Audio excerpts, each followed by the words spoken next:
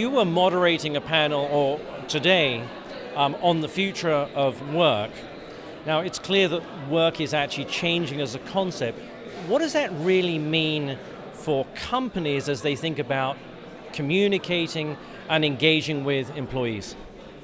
Well, I guess what's fascinating about the future of work is that it's a question that touches so many of the mega trends that are shaping our world right now, whether it's the effect of globalization, rapid urbanization around the world in emerging economies, AI and how technology is both creating opportunities, enabling a new way of working, but at the same time threatening the workforce in so many ways.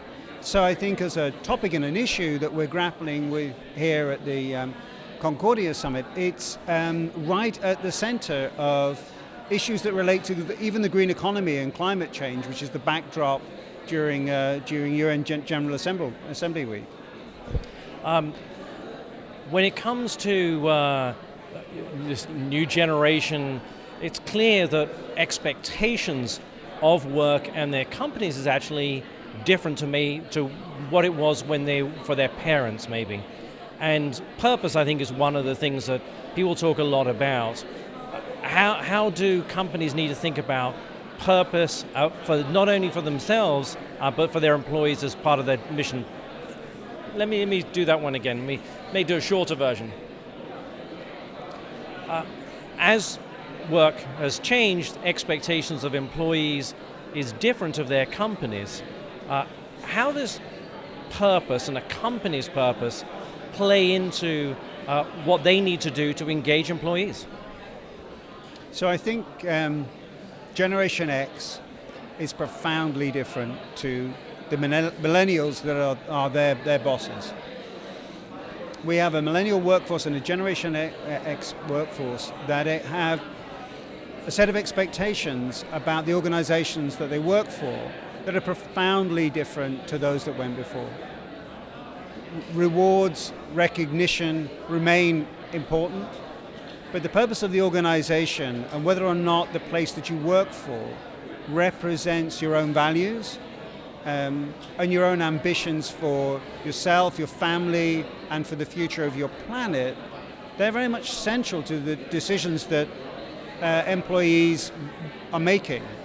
And I spent yesterday at UN headquarters with the Global Compact team, business leaders talking about the climate change crisis we face. And it's very clear that big energy companies, those that are producing consumer goods and others, need to live the aspirations of their employees if they are genuinely going to retain that talent and if they're going to develop leaders of the future that define the values of the organization. Not that long ago, if you talk to a company and saying, you need to be thinking about sustainability and all of those and related issues, the environment, companies would have probably said, well, it may not actually be that interesting to my investors and I've got to be focused on making money. Clearly that's also changed. The making money thing is important, but actually there are sort of different longer term issues that they actually have to think about. Can you share your sort of thoughts on what those might be? Yeah, I mean, I think we've passed the point where doing well and doing good can be separated. They have to be intrinsically interwoven. We're at an inflection point driven by the ambitions and the aspirations and the frustrations of young people, where government is, and we will see this, I think we'll certainly see it in Europe, where there'll be a big stick used more and more through policy and regulation and through setting targets that business will have to meet in terms of carbon emissions and other things that will drive businesses to behave a certain way. Complementary to that will be, I think, recognition in Wall Street and amongst the financial community globally that that companies that are doing well are also doing good, and the expectations are changing very, very quickly. So I think financial incentives and recognition, valuation of businesses, and a regulatory and policy context that's really very different for the future, that's all coming. And I think enlightened CEOs see that, they're making the adjustments, they're making the changes already. The thing that really strikes me about being at an event like this, with so many different kinds of businesses, is they all care fundamentally right now about the same things. So Uber cares about data, but McDonald's cares about data. PepsiCo cares about packaging and waste, but so do some of the big industrial groups as well. There's a new kind of consensus of concern around the same fundamental issues. Great, thanks very much indeed.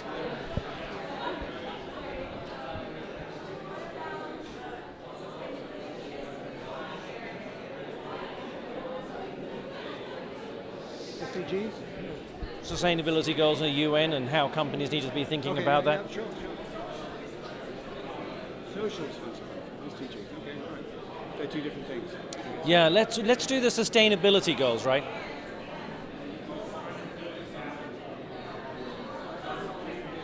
Sure. I've got a good producer over there. You have a tough producer.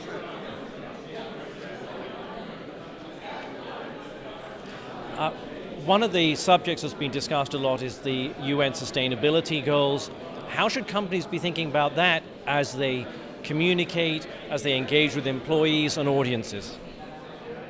It's quite interesting that the SDGs are known, talked about, recognized internationally, but there is no single way of measuring a company's performance against those goals.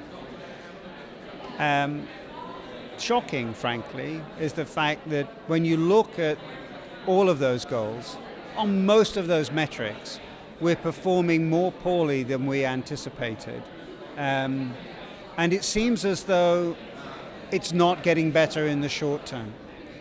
So I think they represent a crucial, a fundamental baseline for business to understand where and how they need to change and operate in a different way. But we've got a long way to go, and it's what's pleasing is that leaders recognize that if not them, then who is going to make that change? And I think there's a sense of responsibility now that we haven't seen before. Right, thanks very much indeed.